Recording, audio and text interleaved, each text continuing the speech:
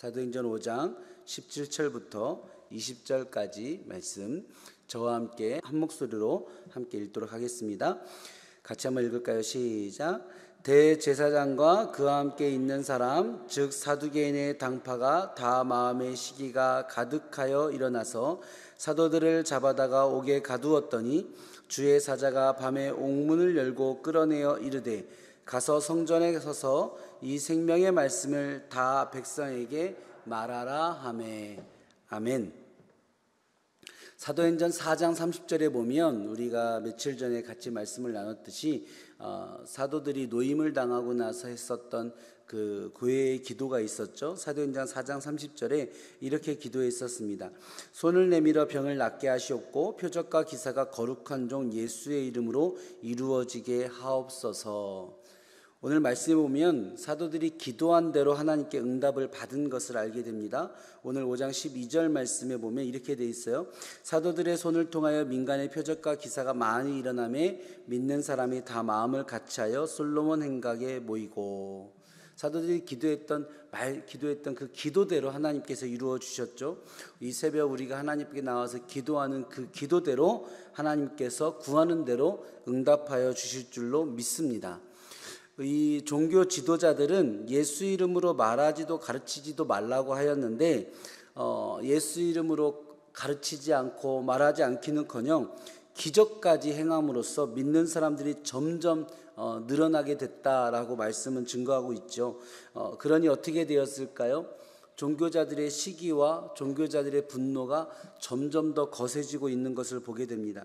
특별히 부활하신 예수님의 이름으로 증거하니까 부활이 없다 하는 사두개인들의 마음은 점점 더 갈수록 분노가 커진 것을 우리가 생각할 수 있습니다. 그래서 함께 읽은 본문 17절에 보니까 대제사장과 그와 함께 있는 사람, 특별히 즉 사두개인들의 당파가 다 마음의 시기가 가득하여 일어났다라고 말씀이 얘기하고 있거든요. 여러분, 성경 말씀이 대조적으로 계속 보여주고 있는 거죠. 사도들과 교회는 무엇이 가득했답니까? 성령이 가득했다라는 거예요. 사도들과 교회는 성령이 가득했다. 성령으로 충만했다. 근데 그 당시에 종교 지도자들은, 사두개인들은 무엇으로 가득합니까?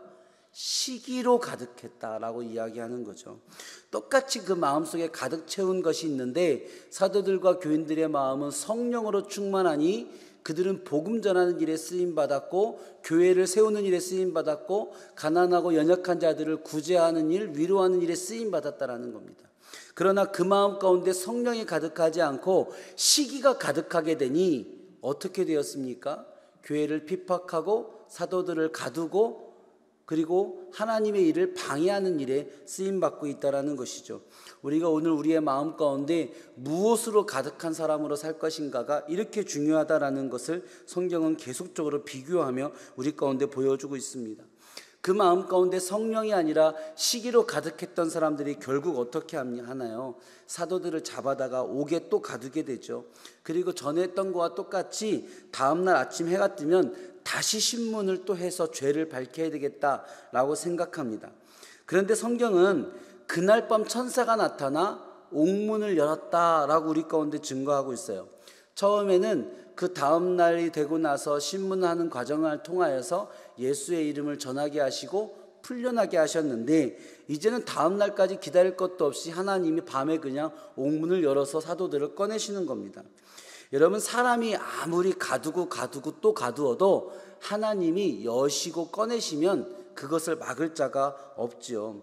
이사야 22장과 요한계시록 3장에서는 동일하게 예수 그리스도를 설명하는데 예수 그리스도를 뭐라고 이야기하냐면 다윗의 열쇠를 가지신 이다 라고 이야기합니다.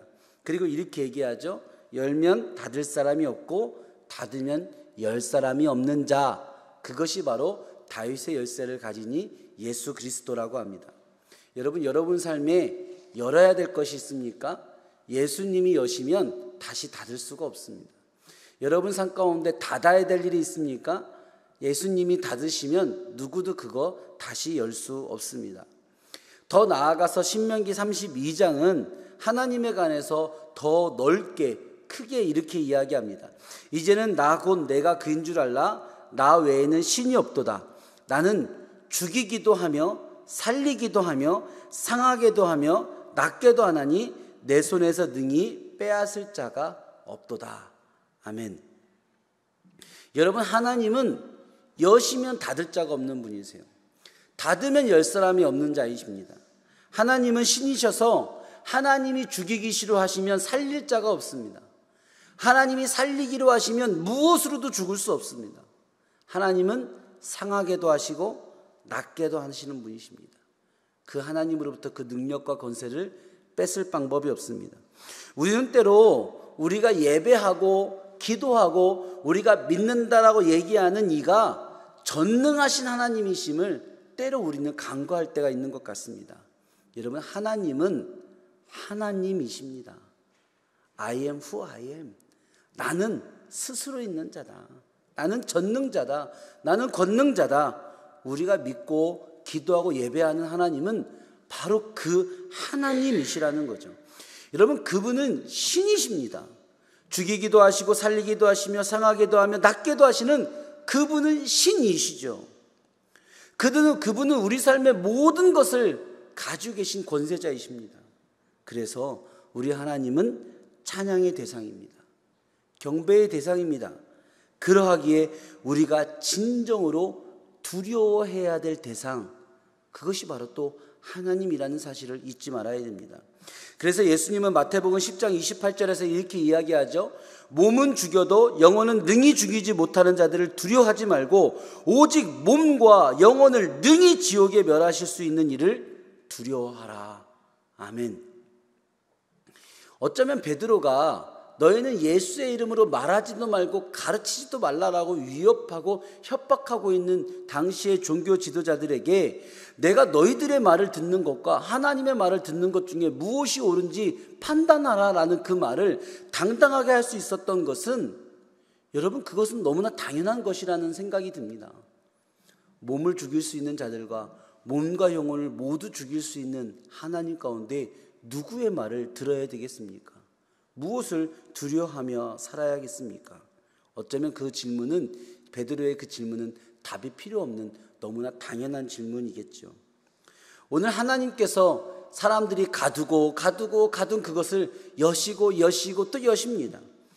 여러분, 자칫 잘못하면 죽음 가운데 죽을 수도 있는, 그것도 억울하게 죽을 수도 있는 그 옥에 갇혀 있는 그 사도들, 그 옥문이 열렸다면 그 다음 행동은 무엇이 돼야 될까요? 당연히 도망가야죠. 다시 잡히지 않도록, 한번 잡혀서 풀려난 것도 은혜인데 또 잡혔으니 다음번에 세 번째 잡히면 죽지 않는다고 누가 보장할 수 있겠습니까? 생각해보면 도망가야지요. 일단 몸을 피하고 봐야지요. 여러분, 자기 일 아니라고 너무 그렇게 아무렇지도 않게 생각하시지 마시고 옥문이 열렸으면 도망가서 이제는 다시는 잡히지 않아야 되지 않겠습니까? 그런데 오늘 말씀해봤더니 천사가 이렇게 얘기해요. 가서 성전에 서서 이 생명의 말씀을 다 백성에게 말하라 하매. 도망가야 되는데 그 종교자들이 있는 성전으로 가라는 겁니다. 사람들이 많은 성전으로 가는 겁니다. 가야 된다는 겁니다. 눈에 안 띄는 곳에 가야 될 텐데 성전에 가서 다시 복음 전해라 라고 얘기하는 거죠. 그래서 어떻게 합니까? 방금 전까지 옥에 갇혀 있었던 사람들이 성전에 들어가서 예수의 이름으로 가르치기를 즉시 계속하게 됩니다. 여러분, 이것이 믿음이죠. 우리를 건지시고 살리시는 그분이 하나님인 것을 믿는다면 두려워할 것이 없는 겁니다. 숨는다고 되겠습니까? 하나님께서 드러내게 하시면 숨을 수 있는 자가 없죠. 또 하나님께서 숨게 하시면 드러내게 할 자가 없습니다. 그러니 하나님께서 전하라 하시면 전하는 거죠. 오늘 주의 사자의 말 속에 세 개의 명령문이 아주 간결하게, 아주 정확하게 나오고 있습니다. 첫 번째는 가라, 두 번째는 서라, 세 번째는 말하라입니다. 한번 따라해 볼까요? 가라, 두 번째 서라, 말하라. 여러분, 우리 하루의 삶은요, 이 세 가지 하나님의 명령이면 끝나는 겁니다. 오늘 하루 우리가 이 하나님의 말씀으로 살아갈 때요, 가야 할 곳에 가면 되는 겁니다. 서야 할 곳에 서면 되는 겁니다. 말해야 할 것을 말하면 되는 겁니다. 오늘 하루에 우리가 가야 할 곳에 가고 서야 할 곳에 서고 말해야 할 것을 말하며 살면요, 그보다 더 잘 산 하루가 있을 수가 없습니다. 하나님의 말씀이 3가지면 오늘 하루 끝나는 겁니다. 반면에 어떻습니까? 가지 말아야 할 곳에 가고 서지 말아야 할 곳에 자꾸 머물고 말하지 말아야 할 말들을 우리 입 밖으로 하는 것, 그것이 그 하루의 실패입니다. 그것이 죄악의 뿌리가 되는 것입니다. 여러분, 오늘 말씀을 같이 나눔을 마무리하면서 오늘 하루 우리의 기도가 어떤 기도가 되어야 될까요? 하나님, 가야 할 곳을, 서야 할 곳을, 말해야 할 것을 분별할 수 있는 지혜를 주시옵소서.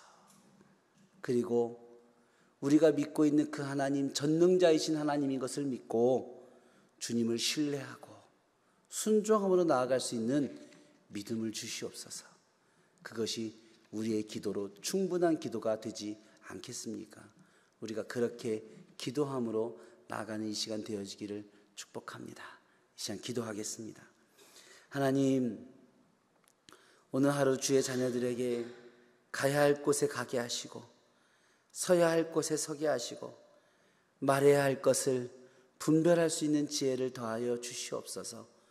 주의 자녀들 가운데 갇힌 자들이 있습니까? 물질의 옥에 갇힌 자들이 있습니까? 건강의 옥에 갇힌 자들이 있습니까? 관계의 그 낭망의 옥에 갇힌 자들이 있습니까? 하나님, 그 옥문 열어 주시옵소서. 활짝 열어 주시옵소서. 그래서 다시 가야 할 곳, 서야 할 곳, 다시 주님의 사명으로 나아가는 주의 자녀들의 가정과 삶이 되게 하시고 하나님께서 그 입술을 통해 복음을 전하는 하루 삶 되게 하여 주시옵소서. 주님의 이 말씀 능력으로 받사오니 우리 하루에 열매 맺게 하여 주시옵소서. 예수님의 이름으로 기도합니다. 아멘.